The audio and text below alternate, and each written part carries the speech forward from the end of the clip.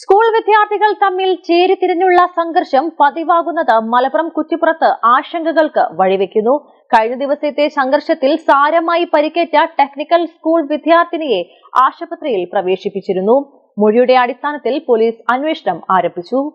Piece public school Kottakkal, nurturing world class leaders.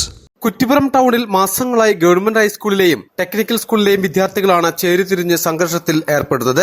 നേരത്തെയുണ്ടായ സംഘർഷങ്ങളിലൊന്നും ഭാഗഭാക്കാവാത്ത technical school 9ാം class വിദ്യാർത്ഥിയായ ചെമ്പിക്കൽ കുളത്തൂർ മദ്രസപടിയിലെ വിദ്യാർത്ഥിയെയാണ് കഴിഞ്ഞ ദിവസം മർദ്ദിച്ചത്. Bus കയറാൻ സ്റ്റാൻഡിലേക്ക് നടന്നു വരുമ്പോൾ കുറ്റിപ്പുറം ഗവൺമെന്റ് ഹയർ സെക്കൻഡറി സ്കൂളിലെ 10ാം തരം വിദ്യാർത്ഥികൾ ഒരു പ്രകോപനവുമില്ലാതെ വിദ്യാർത്ഥിയെ വളഞ്ഞിട്ട് മർദ്ദിച്ചുവെന്നാണ് പരാതി. കല്ലുപയോഗിച്ച് തലയ്ക്കും ശരീരത്തിനും ഇടിച്ചതിനാൽ പരിക്കേറ്റ വിദ്യാർത്ഥി ഇപ്പോൾ പെരിന്തൽമണ്ണ MES മെഡിക്കൽ കോളേജ് ആശുപത്രിയിൽ ചികിത്സയിലാണ്. മർദ്ദിച്ചവരിൽ 2 പേരെ കുട്ടി തിരിച്ചറിഞ്ഞിരുന്നു. കണ്ടാലറിയുന്ന കോടിയുള്ളവർക്കെതിരെയും കുറ്റിപ്പുറം പോലീസിൽ മൊഴി നൽകിയിട്ടുണ്ട്. മാസങ്ങളായി കുറ്റിപ്പുറം നഗരത്തിലെ സ്ഥിരം കാഴ്ചയായി മാറിയിരിക്കുകയാണ് വിദ്യാർത്ഥി സംഘർഷം. പലപ്പോഴും നാട്ടുകാരും ടാക്സി ഓട്ടോ ഡ്രൈവർമാരും ചുമട്ടുതൊഴിലാളികളും കച്ചവടക്കാരും രംഗത്തിറങ്ങിയാണ് വിദ്യാർത്ഥികളെ പിന്തിരിപ്പിക്കാറ്.